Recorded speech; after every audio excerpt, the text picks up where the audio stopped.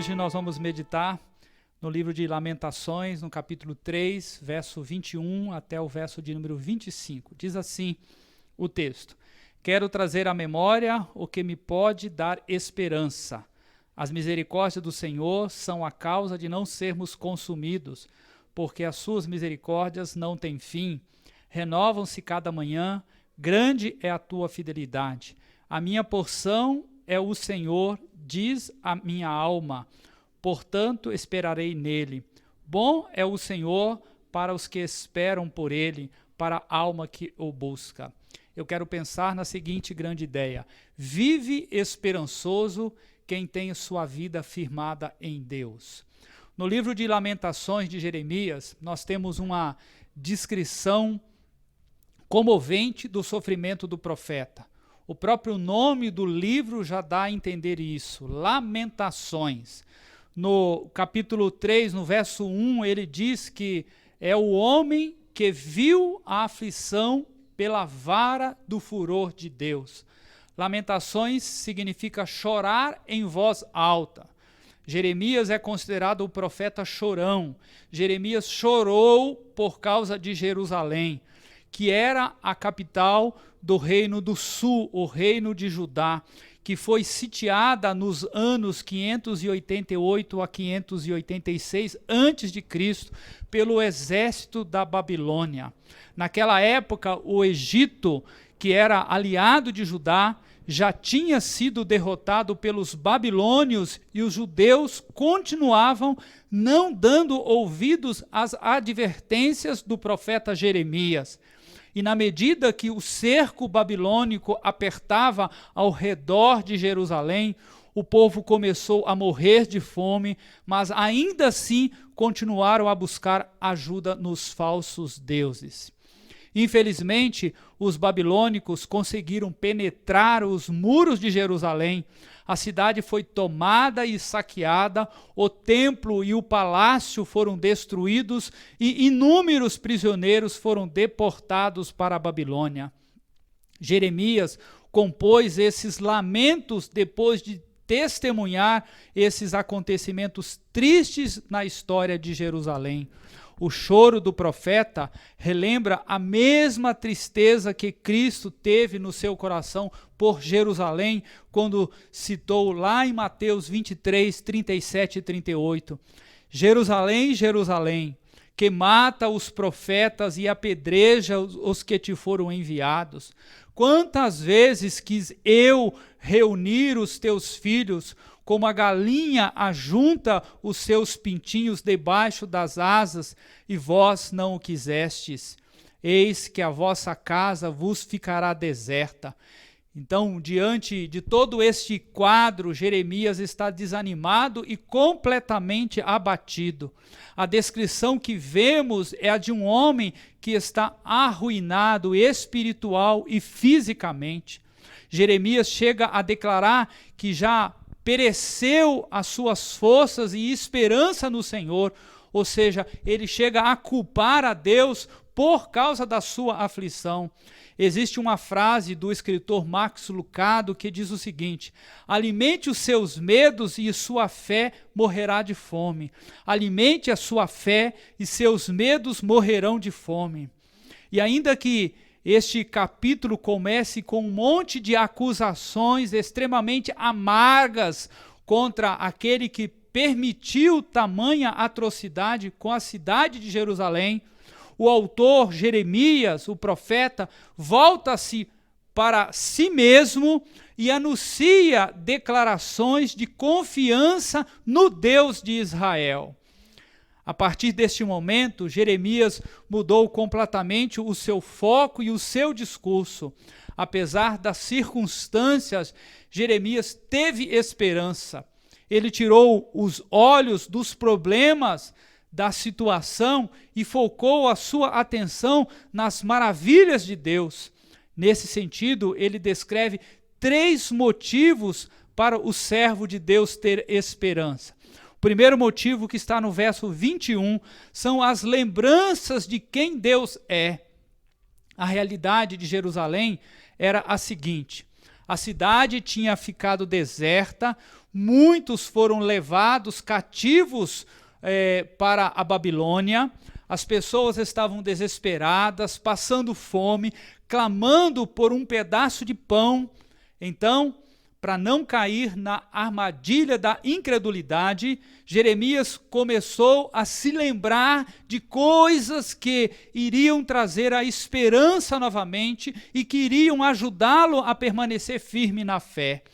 Este princípio pode ser aplicado a todo tipo de circunstâncias que leve alguém a uma condição de incredulidade. Nós precisamos trazer à memória o poder de Deus.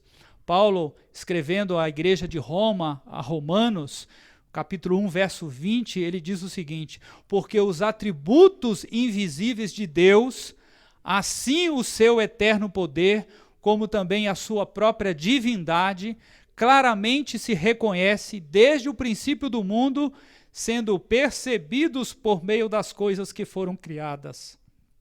Tais homens são, por isso, indesculpáveis. De acordo com esse versículo, se nós queremos ter uma noção do tamanho do poder de Deus, nós precisamos olhar para a criação de Deus. Olharmos para o universo, para a natureza, para o ser humano, os animais. Por exemplo, o universo, os planetas, as galáxias, tudo isso é sustentado com o poder da palavra e que o universo cabe na palma das mãos de Deus. É Ele quem dá o fôlego a tudo que tem vida nesse planeta.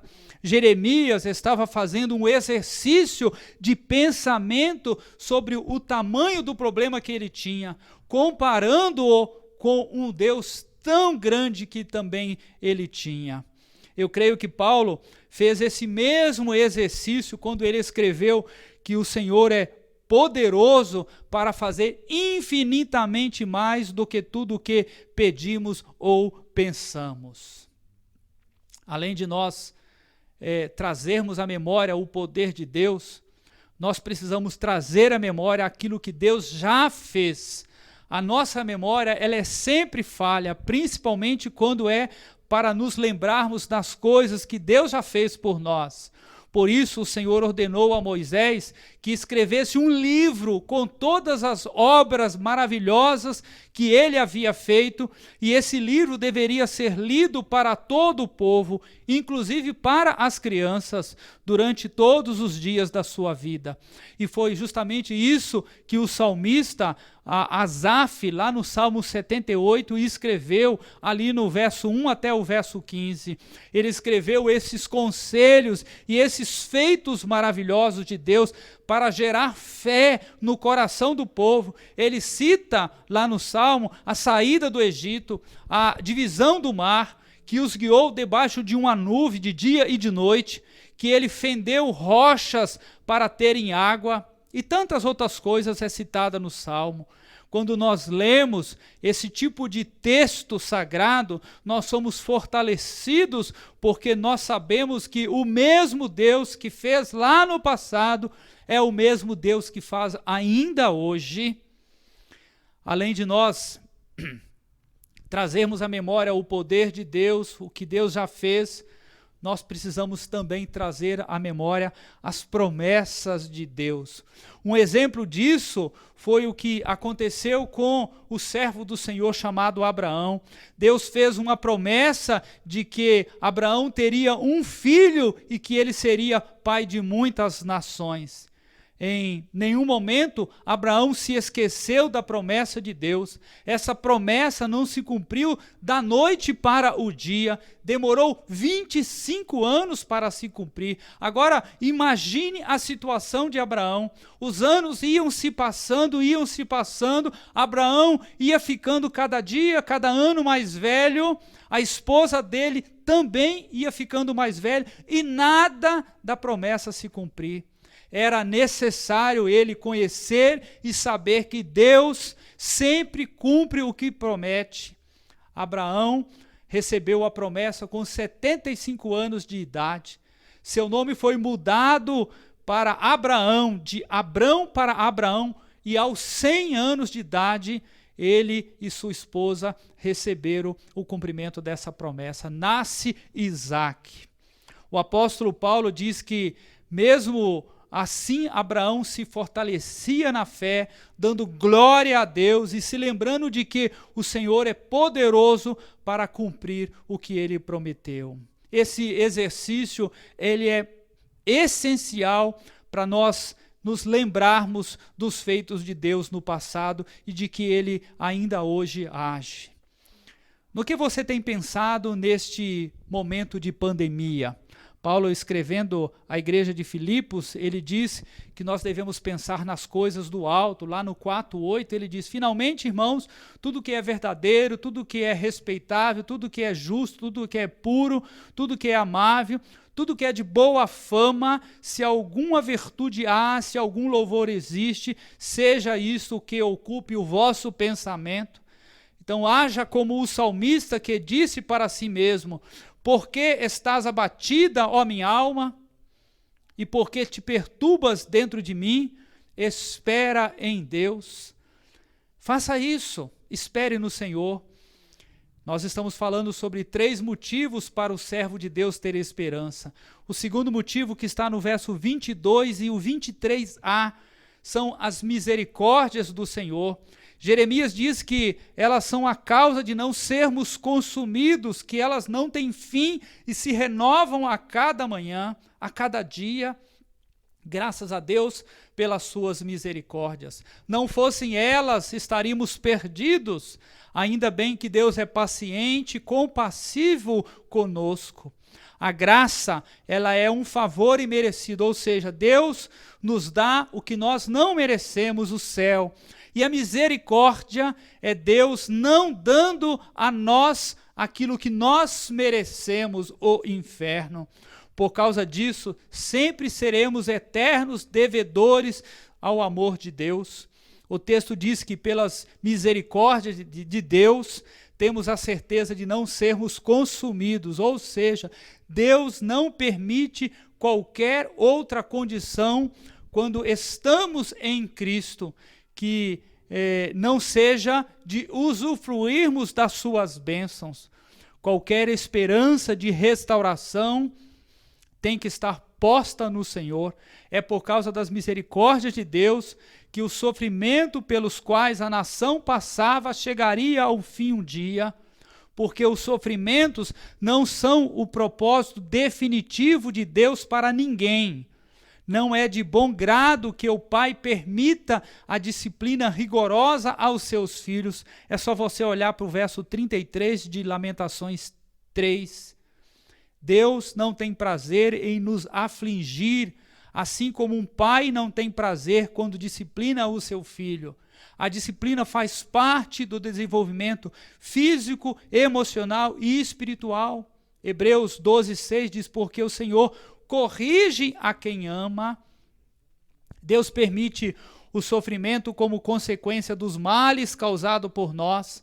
A adversidade é fruto de uma série de causas derivadas da escolha do próprio ser humano.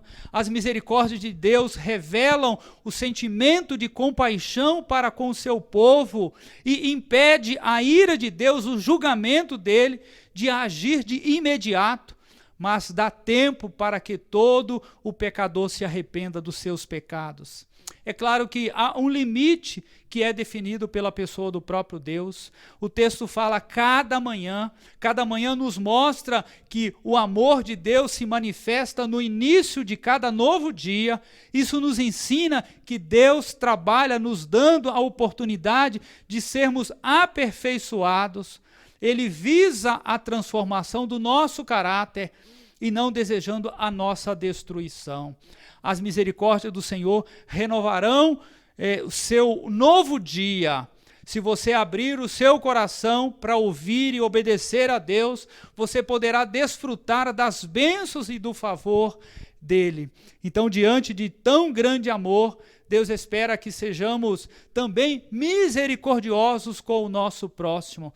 Ele nos ensina isso por meio da parábola do credor incompassivo lá em Mateus 18. Pergunta: suas manhãs têm sido renovadas pelas misericórdias de Deus? tem sido também misericordioso com o seu próximo? Nós estamos falando sobre 3 motivos para o servo de Deus ter esperança. O terceiro motivo, que está no verso 23, a parte B, e no verso 25, é a fidelidade e a bondade do Senhor. A fidelidade de Deus é tão grande que mesmo nós sendo infiéis, Ele não poupou o seu próprio Filho, antes o entregou por todos nós, e Ele nos dá com Ele todas as coisas. O apóstolo Paulo confiava tanto na fidelidade de Deus, que ao escrever ao jovem pastor Timóteo, disse: se formos infiéis, Ele permanece fiel, pois Ele não pode negar a si mesmo. Em dias difíceis, que era o contexto do profeta Jeremias, o que ajudava a permanecer firme era a confiança em Deus. Jeremias 17:7, no livro, ele diz: bendito o varão que confia no Senhor e cuja a esperança é o Senhor.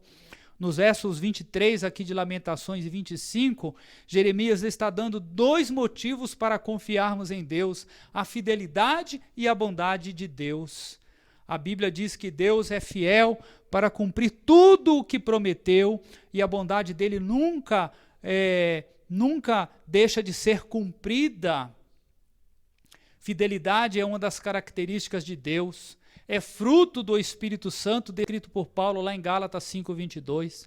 Fidelidade significa cumprir aquilo que se promete. Deus é fiel porque ele cumpre integralmente tudo o que fala, tudo o que ele promete. A fidelidade do Senhor não depende em nada de nós mesmos. Essa é a sua essência. Ele é fiel, não importa a nossa infidelidade, Ele sempre vai cumprir o que Ele disse. O Senhor Jesus foi e é fiel, não porque mereçamos, porque somos bons ou justos, mas porque somos pecadores. Ele morreu pelos pecadores. Você cumpre o que promete? É fiel por causa da pessoa de Deus para honrá-lo?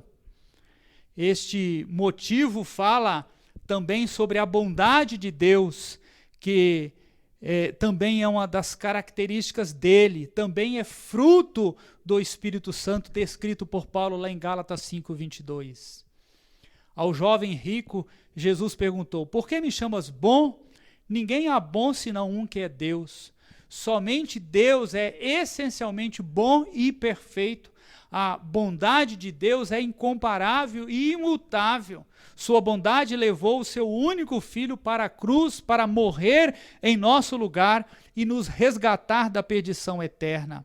As circunstâncias atuais dessa pandemia não remove a bondade de Deus. Ele é tão bom que pode transformar o nosso caos em paz. Ele nos convida a permanecermos crendo nele e nos mantermos firmes na fé, mesmo quando esta crise parece ir na direção contrária.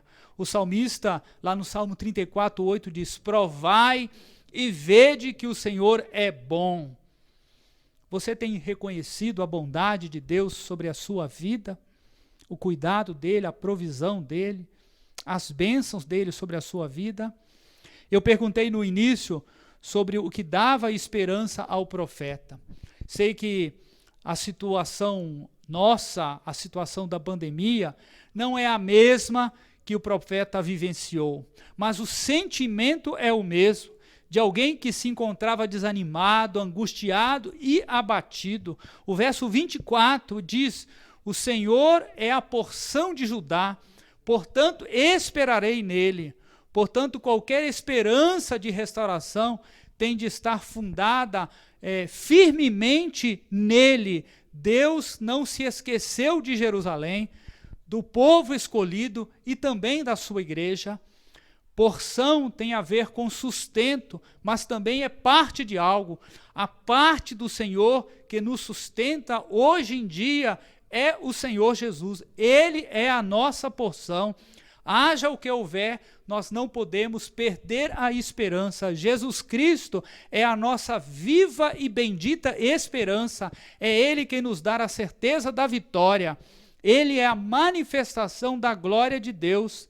Se a Sua condição é a mesma do profeta Jeremias, de alguém que a princípio estava sem esperança, vá até Cristo. Ele é a única pessoa que poderá te ajudar. Meu desejo é que você faça as mesmas coisas que o profeta Jeremias fez. Lembre-se de quem Deus é, do seu poder, da sua promessa, do que ele já fez. Lembre-se das suas misericórdias, que são a causa de não sermos consumidos. Elas não têm fim, se renovam a cada manhã. Lembre-se da sua fidelidade e da sua bondade. Que Deus vos abençoe, lhes dando esperança. Amém.